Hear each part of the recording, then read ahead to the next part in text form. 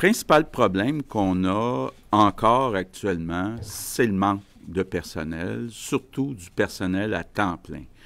On est rendu, malheureusement, dans l'ensemble du réseau de la santé, on est rendu à 11 200 personnes qui sont absentes, soit infectées, soit à risque d'être infectées, soit peur d'être infectées.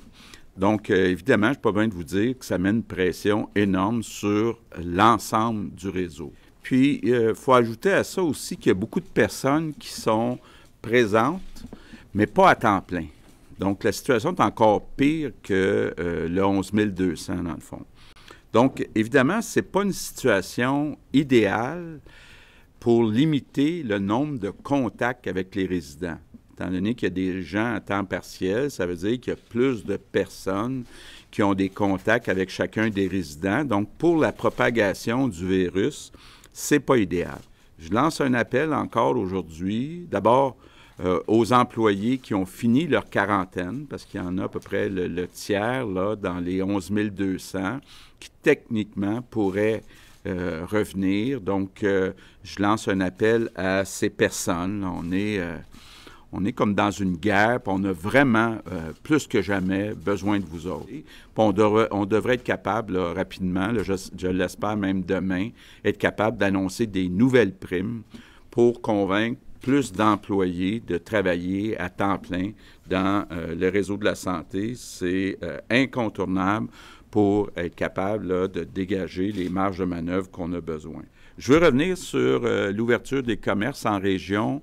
Hier, on me dit que ça s'est bien passé. On me dit qu'il y a beaucoup de commerçants là, qui sont très ingénieux, débrouillards, qui ont mis toutes sortes de procédures en place pour, entre autres, protéger le fameux 2 mètres de distance, soit entre les employés, entre eux, ou soit entre les employés et les clients. Donc, ça se passe bien. Très content de cette étape qui est passée.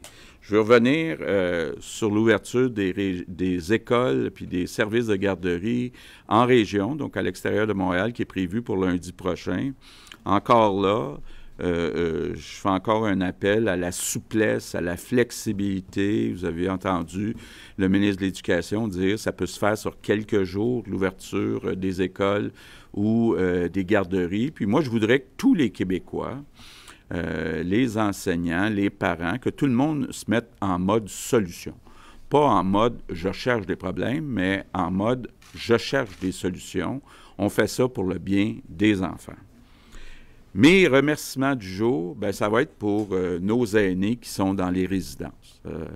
On va, vous allez le voir tantôt, là, permettre plus de visites des proches aidants, permettre plus de sorties des résidents. Je veux vous dire merci. Merci pour votre patience.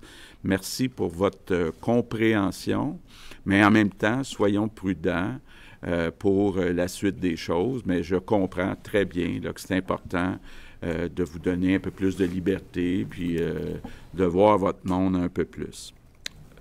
Je termine en répétant peut-être une consigne que je vais répéter peut-être pendant les semaines, peut-être aussi des mois, le 2 mètres, le 6 pieds.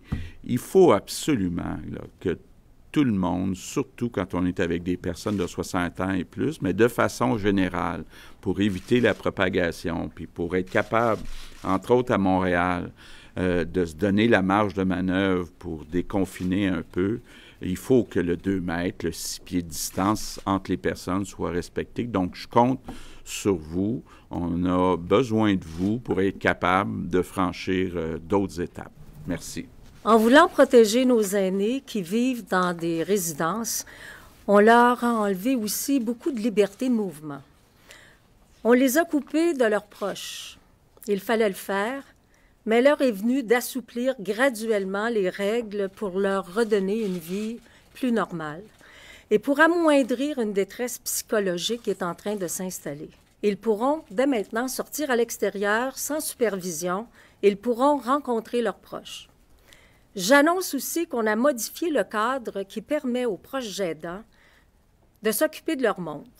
À partir du 11 mai, un proche aidant significatif va pouvoir s'occuper de la personne qui lui est chère, sauf exception, que ce soit dans les CHSLD, dans les ressources intermédiaires, dans les résidences privées pour aînés, que ce soit dans les ressources de type familial, quand il y a aussi des personnes et des enfants handicapés, le proche aidant pourra aller visiter ces personnes. Pour des raisons humanitaires et de dignité, on a décidé de lever l'interdiction de visite dans les soins palliatifs des milieux de vie.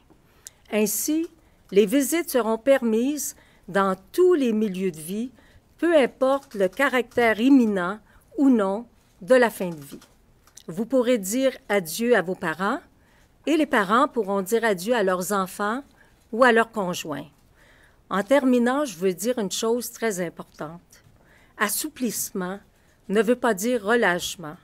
Et comme l'a dit le premier ministre, le mot d'ordre, c'est la prudence. Soyons prudents. Merci.